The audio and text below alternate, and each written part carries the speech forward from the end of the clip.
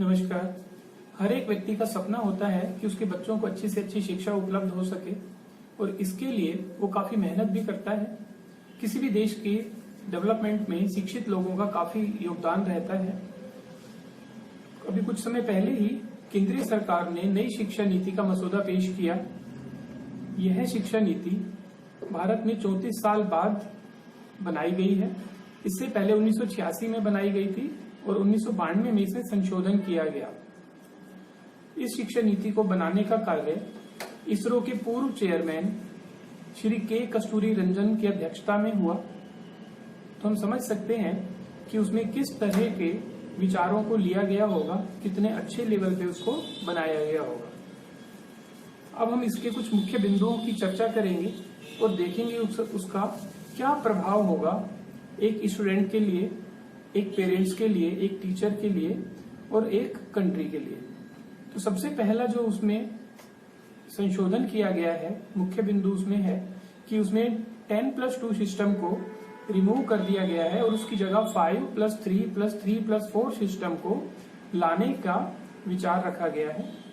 अब ये क्या है, सबसे पहले हम समझेंगे 10+2 सिस्टम क्या है। 10+2 सिस्टम का मतलब आपके शुरू के 10 साल पढ़ाई के जो कक्षा 1 से लेके 10वीं तक का है, उसमें सिर्फ एक ही तरह के पैटर्न चलेंगे और उसके बाद जो बाद के 2 साल हैं क्लास 11th और 12th के, उसमें आपको एक ऑप्शन दिया जाएगा कि आप अपने कैरियर से रिलेटेड जो सब्जेक्ट लेना चाहते हैं आप वो लीजिए। आपके पास एक ऑप्शन अवेलेबल रहेगा। अब 5+3+3+4 में क्या चेंजेस होगा, इसमें आपने देखा होगा कि वहां पे 10+2 12 बनता है और यहाँ पे 15 बनता है। तो इसमें 3 इयर्स एक्स्ट्रा एक गवर्नमेंट को राइट मिलता है, एक उसके अंडर में बच्चा आता है। तो ये 3 इयर्स उसके स्टार्टिंग के हैं। मतलब कि अगर हम प्री प्राइमरी एलकेजी यूकेजी को भी उसमें काउंट कर लें तो ये उसके शुरू के 3 इयर्स भी अब गवर्नमेंट उसके पास ध्यान रखेगी, उसके लिए भी ऐसा विचार है। अब 5 इयर्स में, शुरू के 3 इयर्स में आपके प्री प्राइमरी एलकेजी यूकेजी और साथ में फर्स्ट और सेकंड क्लास के जो कैरिकुलम बनेगा वो काफी कुछ एक्टिविटी बेस्ड होगा, क्योंकि उसमें बच्चों को ज्यादा हम लोग बर्डन नहीं दे सकते, क्योंकि बच्चे जो हैं उस एज के ज्यादा बर्डन ले भी नहीं पाएंगे। तो हमें उनको एक्टिविटी बेस्ड, थोड़ा सा एजुकेशन के साथ उसको एंटरटेनमेंट भी मिक्स करना पड़ेगा। कुछ एक्टिविटी बेस्ड हमें उनको ये सारा कुछ सिखाना पड़ेगा। तो इस पे बेस्ड वो है जिसको प्राइमरी स्टेज बोला गया है। इसके बाद प्रिपरेटरी स्टेज में हम लोग बाद के 3 साल यानी कि कक्षा 3, 4, 5 के स्टूडेंट्स की बात करेंगे। इसमें भी बच्चों को उनके माइंड सेट हम जानते हैं कि वो थोड़ा सा अलग होगा। बच्चा थोड़ा सा 6 to 8 इयर्स की एज ग्रुप में आ जाता है, तो उसके हिसाब से बच्चों का कैरिकुलम बनेगा। बाद में जो है वो मिडिल स्टेज क्लास 6, 7, 8 के हिसाब से बनेगा और इसमें बच्चों को जो बनेगा वो कैरिकुलम, वो साथ में उनको कुछ स्किल बेस्ड एक्टिविटी भी कराई जाएगी। बाद के लिए उनके पास सेकेंडरी स्टेज है, 4th स्टेज, जो क्लास 9 से लेके 12 तक है, जिसमें बच्चों को हम ऑप्शन देंगे कि आप क्या क्या सब्जेक्ट्स ले सकते हैं, जिसमें उनको डिटेल स्टडी कराई जाएगी और साथ में उनको सब्जेक्ट सिलेक्शन की भी फ्रीडम होगी। दूसरा है इसमें पॉइंट कि क्लास 5th तक जो स्टडी है वो उनकी मदर लैंग्वेज में होगी, मातृभाषा में होगी। अब इस पॉइंट की अगर हम बात करें तो हम ये समझ सकते हैं कि इंडिया में हर 30 या 40 किलोमीटर पर, 50 किलोमीटर पर भाषा बदल जाती है। तो हर एक बच्चे का जो समझने का तरीका है वो स्टार्टिंग में उसका वही होना चाहिए जो उसकी मातृभाषा है, उसमें उसको काफी अच्छी तरह से समझ में आएगा। अगर हम थोड़ा सा इंटरनेशनल लेवल की बात करें, थोड़ा सा बच्चों को आगे डेवलपमेंट की बात करें, तो इंग्लिश के जो रोल है, उसका जो इम्पोर्टेंस है, उसको हम कम नहीं मान सकते। हम चाहते तो ये भी है कि हर एक बच्चे को क्लास 1 से ही या स्टार्टिंग से ही इंग्लिश मीडियम में एजुकेशन मिले, लेकिन वो पूरे इंडिया में इतना डाइवर्सिटी होने के कारण ना ही हमें इतना पॉसिबल हो पाता है कि हम लोग हर एक लेवल पे हर एक इंग्लिश के लिए बच्चे को अवेलेबल करा पाए, और साथ ही बच्चा भी अपने आप में इतना अपने आप को कन्वीनियंटली फील नहीं करता कि वो इसको इंग्लिश उतना अच्छी तरह से ग्रेस्प हो सकेगी। इसलिए ये प्रस्ताव रखा गया है कि कक्षा 5 तक जो है वो बच्चों को शिक्षा जो दी जाए वो मातृभाषा में दी जाए। अगर ये संभव हो सके तो इसको बढ़ा के कहीं पे कक्षा 8 तक भी किया जा सकता है। फिर इसमें जो मुख्य बिंदु है वो है multiple entry and multiple exit. अब इसका मीनिंग क्या है इसको समझते हैं। Multiple entry and multiple exit में इसको समझने के लिए आप यूं समझ सकते हैं कि अगर हम या कोई भी हमारे रिलेशन में आपने देखा होगा कि कॉलेज में 1 या 2 साल की पढ़ाई करने के बाद कभी वो वहां से उसका मन नहीं लगता या कहीं किसी भी और भी रीजन से दूसरे कोर्स में शिफ्ट हो जाता है या उसी पढ़ाई को वो बीच में ही छोड़ देता है, तो उसकी 1 या 2 साल की जो पढ़ाई है वो बिल्कुल कॉलेज की वेस्ट हो जाती है। ना ही उसको सर्टिफिकेट मिल पाता है, ना ही उसको वहां से ग्रेजुएशन की डिग्री मिल पाती है। अब यहाँ पे क्या होगा, यहाँ पे अगर किसी भी वजह से कोई फर्स्ट ईयर, सेकेंड ईयर के बाद, थर्ड ईयर के बाद इस तरह से अगर कॉलेज में अपनी पढ़ाई पूरी नहीं कर पाता और उसे कॉलेज छोड़ना पड़ता है तो उस पर्टिकुलर ईयर तक उसको एक डिप्लोमा, सर्टिफिकेट वगैरह कुछ दिया जाएगा। कोर्स कंप्लीट होने के बाद उसको प्रॉपर वे में डिग्री भी दी जाएगी। वो बीच में कोर्स दोबारा ज्वाइन भी कर सकता है और कोर्स को वो बीच में ड्रॉप भी कर सकता है, तो ये काफी कन्वीनियंट हो जाएगा। फिर इसमें बताया गया है कि शिक्षा के जो में है वो तकनीक पर काफी ज्यादा जोर दिया जाएगा, काफी बल दिया जाएगा कि बच्चों को नई से नई टेक्नोलॉजी पर हम लोग सिखाएं, हम लोग उनको बताएं कि सिर्फ बोर्ड का ही कल्चर ना रहे, क्लासरूम का ही कल्चर ना रहे, बल्कि हम अगर उसको ग्लोबली अपने आप को एनहेंस करना चाहते हैं, बच्चों को बताना चाहते हैं, तो आप लोगों ने अभी देखा भी होगा कि जो डिजिटली काफी एडवांसमेंट भी हो चुका है। लोग स्मार्ट बोर्ड से भी पढ़ते हैं, स्मार्ट क्लासेस भी स्कूलों में है, लोग ऐप के थ्रू भी पढ़ते हैं। साथ में यूट्यूब के कई चैनल भी हैं जहाँ पे किसी भी तरह की स्टडी को वो अपना चैनल को सब्सक्राइब करके प्रॉपर वे में ले सकते हैं। तो गवर्नमेंट का इस तरह की प्लानिंग है कि वो टैब, कंप्यूटर या फिर लैपटॉप वगैरह इसके थ्रू भी वो ऑनलाइन पढ़ाई को, स्टडी को बढ़ावा दे। साथ में है कि 10th और 12th की जो बोर्ड के एग्जाम है उनके बच्चों का जो प्रेशर है, दबाव है, वो थोड़ा सा कम होगा। अब ऐसे क्यों कम होगा, इसके लिए हम लोग कह सकते हैं कि उनको जब उनकी मर्जी के, उनके पसंद के सब्जेक्ट्स मिल जाएंगे तो उनको पढ़ने का काफी मन भी करेगा और उनके ऊपर अननेसेसरी दबाव भी नहीं होगा कि अगर किसी भी सब्जेक्ट में किसी न किसी स्टूडेंट्स को फोबिया रहता ही है, किसी को मैथ्स में, किसी को साइंस में, किसी को एसएसटी में, लेकिन उसको 10th तक उसको करना जरूरी होता है, तो वो उसके लिए परेशान रहता है और उसको हमेशा यूं लगता रहता है कि मेरी इसकी वजह से एवरेज कम हो सकती है। तो वो बस इंतजार ही करता रहता है कि कब इसके पेपर कंप्लीट हो और मैं अपने ऑप्शनल वाले 11th क्लास में अपने मर्जी के सब्जेक्ट ले सकूं। तो अननेसेसरी उसके ऊपर एक बर्डन रहता है उस सब्जेक्ट का। लेकिन अगर यही ऑप्शन हम उसको 9th क्लास में ही दे देते हैं कि आप अपनी मर्जी के सब्जेक्ट ले सकते हैं, तो वो जो सब्जेक्ट्स उसको काफी अच्छे लगे, जिनका उनको काफी फेवरेट सब्जेक्ट्स है, वो सब्जेक्ट्स उनको लेगा, तो उसमें उसका स्कोर भी काफी अच्छा होगा और उसको पढ़ने का काफी मन भी करेगा। तो इसके लिए जो 10th और 12th के जो बच्चे हैं उनका जो बोर्ड का प्रेशर है, दबाव है उनके ऊपर जो अननेसेसरी रहता है, उसको भी कम करने की कोशिश की गई है। हम कुछ और अहम बिंदुओं पर बात करेंगे, जैसे स्कूली शिक्षा, उस शिक्षा के साथ साथ जिसमें एग्रीकल्चर, लॉ, मेडिकल या टेक्निकल एजुकेशन भी जो है वो इस नई शिक्षा नीति के अंडर में होंगे। साथ में जो कला है, संगीत, शिल्प, खेल, योग आदि जो विषय हैं उसको भी सिलेबस में शामिल किया गया है। 4 साल का पहले डिग्री कोर्स या 3 साल का डिग्री कोर्स करने के बाद फिर हमें पोस्ट ग्रेजुएशन करना पड़ता है, फिर हमें एमफिल करना पड़ता है, तब जाके हमें पीएचडी की डिग्री मिलती है। तो इस सिस्टम को उन्होंने हटा के आप डायरेक्ट पीएचडी के लिए भी अप्लाई कर सकते हैं।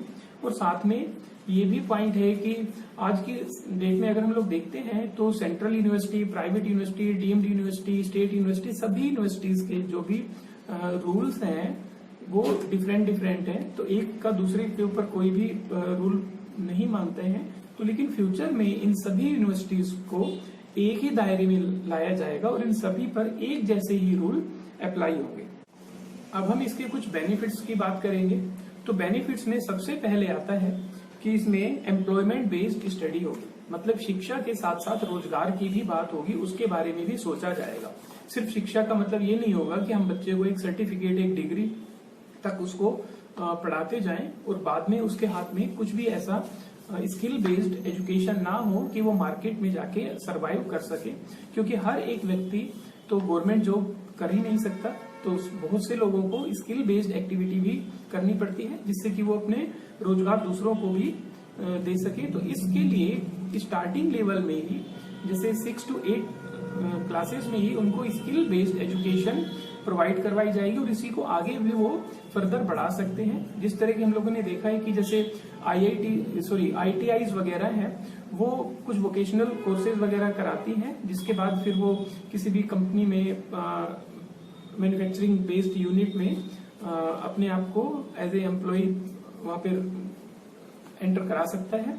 तो इस तरह की एजुकेशन भी उसको दी जाएगी, तो उसके लिए शिक्षा सिर्फ एक शिक्षा नहीं रहेगी बल्कि उसके लिए रोजगार भी साथ में उपलब्ध कराएगी। साथ में इसमें अभी तक हम लोगों ने देखा था कि कॉलेज ड्रॉप आउट जैसी समस्या थी, उससे एकदम से हमको निजात मिल जाएगी, क्योंकि अब किसी को ये प्रॉब्लम नहीं होगी कि हाँ एक मैं पर्टिकुलरली 4 साल तो मुझे लगाने ही है। अगर मैं 12th के बाद किसी भी कॉलेज में एडमिशन लेता हूँ 4 या 5 साल जो भी डिपेंड करता है कोर्सेज के अकॉर्डिंग, तो अगर किसी के पास अभी 2 साल है तो वो 2 साल तक की डिग्री ले सकता है। उसके बाद अगर उसको कुछ अपने कुछ सर्कमटेंसेस के अकॉर्डिंग कहीं जाना पड़ता है या अपनी फैमिली को कुछ टाइम देना पड़ता है या फाइनेंशियल रीजन से किसी भी रीजन से अगर वो एजुकेशन को कंटिन्यू नहीं कर पाता तो वहीं तक उसको स्टॉप कर सकता है और उसके बाद उसको डिप्लोमा या सर्टिफिकेट मिल जाएगा। अभी तक सिर्फ 2 साल की स्टडी उसकी बिल्कुल वेस्ट जाती थी, लेकिन अब उस स्टडी को भी वो यूज में ले सकता है। उसके लिए उसको सर्टिफाइड किया जाएगा, डिग्री या डिप्लोमा या उसको एक सर्टिफिकेट प्रोवाइड कराया जाएगा। फर्दर अगर उसका फिर भी थोड़ा सा मन बनता है या वो आना चाहता है कि हाँ मैं आगे फर्दर स्टडी करना चाहता हूँ, तो वो फिर डायरेक्ट उसमें 3rd ईयर में एडमिशन लेके कंप्लीट कर सकता है और कोर्स पूरा करने पर, सारे सब्जेक्ट क्लियर करने पर उसको प्रॉपर वे में जो डिग्री है वो भी मिल सकती है। अब इसमें जो सबसे मेन पॉइंट है वो ये है कि स्कूल सिस्टम में जिस तरह से हम लोग 11th क्लास में सब्जेक्ट लेते थे या जैसे आजकल मिलता है, उसमें कुछ स्कूल्स ने इस तरह का क्राइटेरिया बनाया हुआ है कि एक पर्टिकुलरली आप मार्क्स लाएंगे तभी आपको एक वो सब्जेक्ट्स मिलेगा। आप साइंस लाने के लिए आपको 80+ % चाहिए, आपको कॉमर्स लाने के लिए 60 से भी ज्यादा मार्क्स चाहिए। आपके अगर 40, 45, 50% मार्क्स आते हैं तो आपको आर्ट्स ही लेनी पड़ेगी, इससे कोई फर्क नहीं पड़ेगा कि आपका इंटरेस्ट किसमें है। तो इस तरह की साथ में इसी को लेके लोगों में एक दिमाग में एक दुर्भावना भी भर गई थी कि हाँ आर्ट्स वाले जो बच्चे हैं वो थोड़े से इंफीरियर हैं, साइंस जो है वो सबसे इम्पोर्टेंट है और सबसे जो सुपीरियर सब्जेक्ट माना जाता है, और उसके जो स्टूडेंट्स हैं उनको भी वो थोड़ा सा इंफीरियर सुपीरियर इस तरह का एक कैटेगराइज किया हुआ था। तो इससे ये वाला सिस्टम खत्म होगा। मान लीजिए मैं एक फिजिक्स सब्जेक्ट्स लेता हूँ, एक मैं केमिस्ट्री लेता हूँ, एक मैं पॉलिटिकल साइंस लेता हूँ, एक मैं कुछ और सब्जेक्ट्स लेके इस तरह के अपना 12th क्लास कंप्लीट करता हूँ। दूसरा जो बच्चा है वो मैथ्स लेता है, वो साथ में दूसरे IT लेता है और साथ में वो हिस्ट्री वगैरह लेके और केमिस्ट्री लेके उसको कंप्लीट कर सकता है। तो सारे जो स्टूडेंट्स हैं वो अपने आप में एक इक्वलिटी बेस्ड बनता है। तो इंफीरियरिटी सुपीरियरिटी जो कॉम्प्लेक्स है बच्चों में जो आ जाता है, और वही जो पेरेंट्स ने क्रिएट किया हुआ होता है या उनके दिमाग में भी होता है, तो वो खत्म हो जाएगा। अब हम थोड़ा सा बात करें इसके की बजट की। तो गवर्नमेंट जो है वो हर साल लगभग 6% अपने GDP का बजट जो है वो अलॉट करती है, लेकिन ये काफी दुखद है कि उसमें से सिर्फ 3 to 3.5% ही जो बजट है वो काम में आता है, बाकी वो बजट काम में नहीं आता। लेकिन आप भी देख सकते हैं कि जो इंडिया में एजुकेशन सिस्टम है तो उसके अकॉर्डिंग आप जो स्कूल्स वगैरह हैं उनकी हालत इतनी जर्जर है। जो मैं पर्टिकुलरली बात कर रहा हूँ सरकारी स्कूलों की, वहां पे कुछ स्कूलों में छत टपकती है, कुछ स्कूलों में पंखे नहीं है, कुछ में बिजली नहीं है, कुछ में जो स्टूडेंट टीचर का रेशियो है वो अपने आप में कंप्लीट नहीं है। हर एक बच्चे को प्रॉपर अटेंशन नहीं मिल पाता। टीचर्स को कई स्टेट्स में टाइम से सैलरी वगैरह नहीं मिल पाती। कई जगह ऐसी भी केसेस बने हैं कि टीचर्स की जगह कोई और टीचर उस पूरी क्लास को पढ़ाने आ रहा है, जो एक्चुअल में टीचर है जो अपॉइंट किया हुआ है वो अपने दूसरे बिजनेस को संभाल रहा है। तो इस तरह की बहुत सारी प्रॉब्लम है जिसको भी गवर्नमेंट को एड्रेस करना पड़ेगा, इनको देखना पड़ेगा और साथ में इसका जो बजट है उसको भी 6% के बजट को भी पूरा काम में लेना पड़ेगा, जिससे कि जो इंफ्रास्ट्रक्चर है वो पूरा खड़ा हो सके, बिल्डिंगों की काफी अच्छी कंडीशन बन सके। साथ में जो लोग हैं जिनको अपने बच्चों को गवर्नमेंट स्कूल में भेजना है या भेजना चाहते हैं, उनके लिए भी एक काफी अच्छा जैसे ड्रीम्स कम ट्रू वाली बात हो कि हाँ उनके लिए भी है कि भाई अपने बच्चों को हम एजुकेशन दिला पा रहे हैं, इस तरह का हो सके। शुरू में जो है वो नीतियां गवर्नमेंट को लागू कराने में काफी परेशानी आ सकती है, क्योंकि ये जो ऐसा है जो काफी आप ये मानिए कि बुरी हालत से हम इसको थोड़ा सा एकदम काफी एडवांस लेवल में लाने की कोशिश कर रहे हैं, गवर्नमेंट कोशिश कर रही है, तो इसको शुरू में काफी परेशानी आएंगी, लेकिन इसको अगर टाइम से सोल्यूशन कर देती है गवर्नमेंट इसको, तो इसमें काफी कुछ बेनिफिट पूरे इंडिया को मिल सकता है और इंडिया जो है वो फिर एजुकेशन सिस्टम से ही अपने आप में एक वर्ल्ड लेवल पे काफी एडवांस हो सकता है।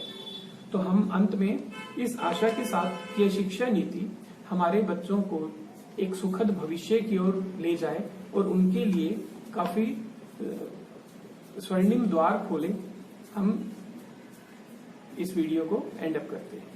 अगर आपको किसी भी तरह के सुझाव हैं तो आप हमें कमेंट सेक्शन में बता सकते हैं। हमने इसमें काफी ज्यादा पॉइंट्स को कवर करने की कोशिश की है, लेकिन फिर भी कुछ पॉइंट्स अगर हमसे रह गए हैं, और ऑब्वियसली रह ही गए होंगे क्योंकि इतने पॉइंट्स हैं इसमें, तो हम कोशिश करेंगे कि उसको किसी और वीडियो में डिस्कस किया जाए। तो अंत में thank you very much for watching this video.